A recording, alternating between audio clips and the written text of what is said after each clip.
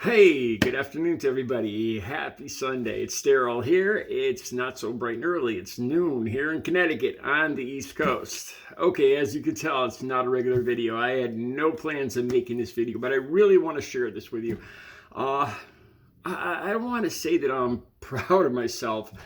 I feel good right now, and I want to share with you why I feel good at this moment. I just took a bike ride. I'm going to try and make this as quick as possible, but I got to give you a little foreshadowing here. I've got a bike. It's a Schwinn. Okay, it was about $500 or $600. In the whole mountain bike price range, it's a cheap bike. I bought it at Walmart. What I've discovered recently is Walmart's not carrying Schwinns anymore. They're carrying ultra cheap junk, really, that I don't want to buy.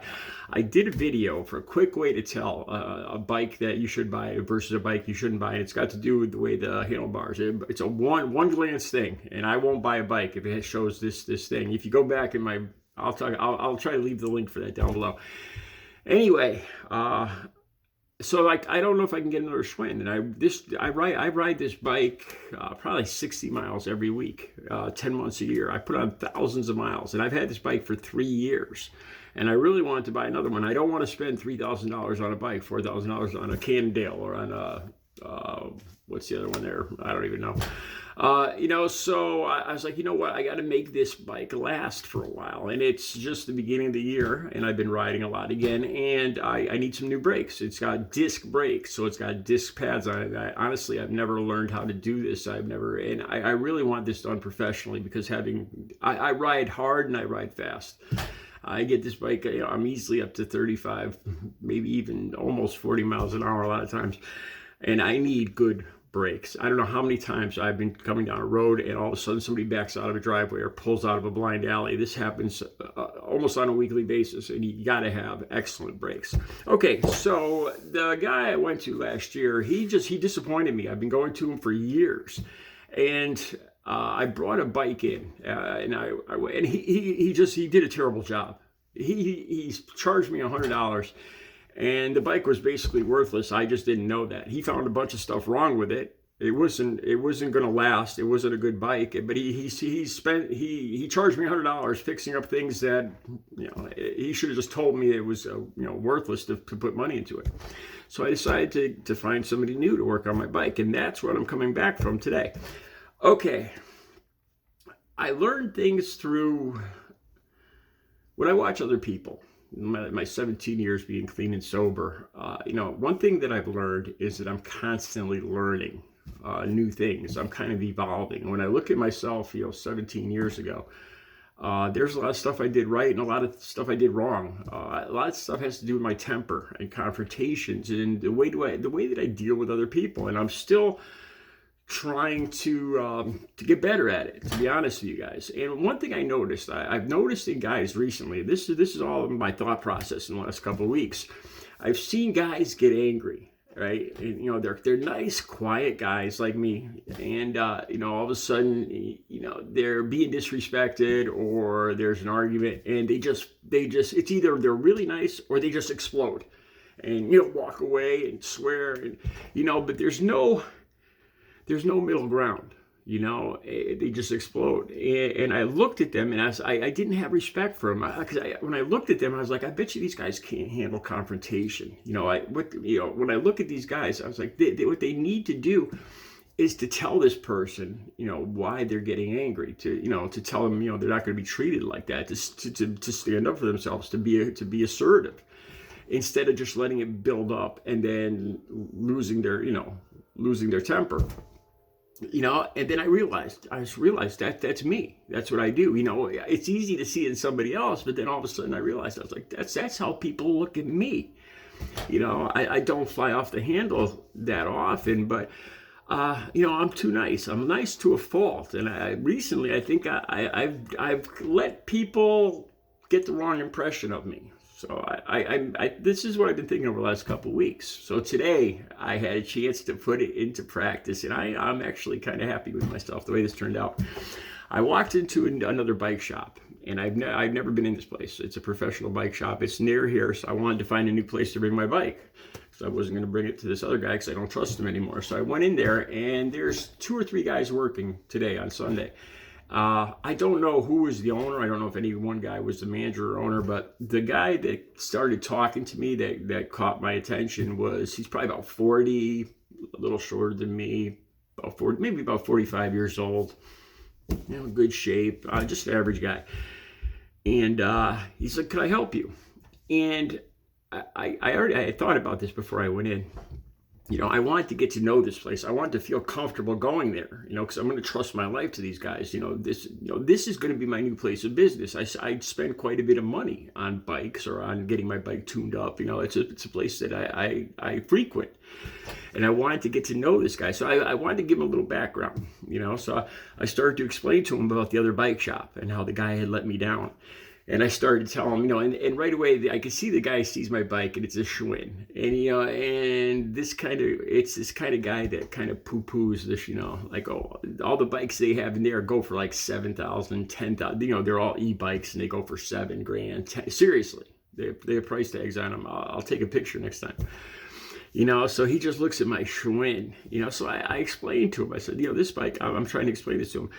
This bike's treated me good for the last 3 years. And as I'm explaining this, my background, why I'm bringing the bike here, he starts turning and talking. He just ignores me for a second. He turns and starts talking to one of the other guys working there.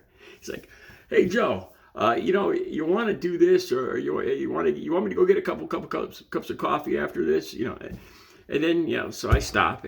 If there's one thing I hate, man, ever since I could remember, since being in high school, I remember getting into scraps over this, is being ignored. Talking to somebody and just having them like I don't exist. That is something that just sets me. It's so disrespectful, right? So he did it the first time, and, it's like, all right. So I started explaining to him again. And he's like, hey, look, just, he's like, what do you need done? So I said, all right, and I hit my breaking point. And, the old me would have just gone, F you, and take my bike. I would have just walked out. I would have stomped out of the store. My bike was outside. But I said, you know what? I said, follow. I didn't say, I said, follow me. Like I told him, come with me. Because I didn't want to do this in front of the other guys. And, this was all off the top of my head, so he feels, he's like, all right, and he walks outside with me. And I don't even go over to the bike. And I just turn, I look back at him. I don't get too close, not too far. And I just look him right in the eye. I said, look, I'm not a kind of guy that's lonely. I said, I'm not looking for friends. I don't particularly like to talk to people. And I don't, and that includes you. That's it. I can't, and I hear these words coming out of my mouth and I'm like, oh my God, and he's just like, at first he's like, he's going to interrupt me.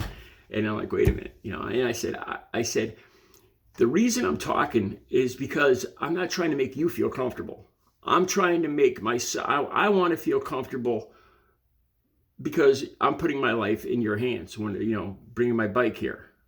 That's what I said, and I think that's pretty much word for word, so I said, I think this will conclude our business because I said, I'm not going to feel comfortable, from what I've seen right here with you ignoring me. I'm not going to feel comfortable giving you my business.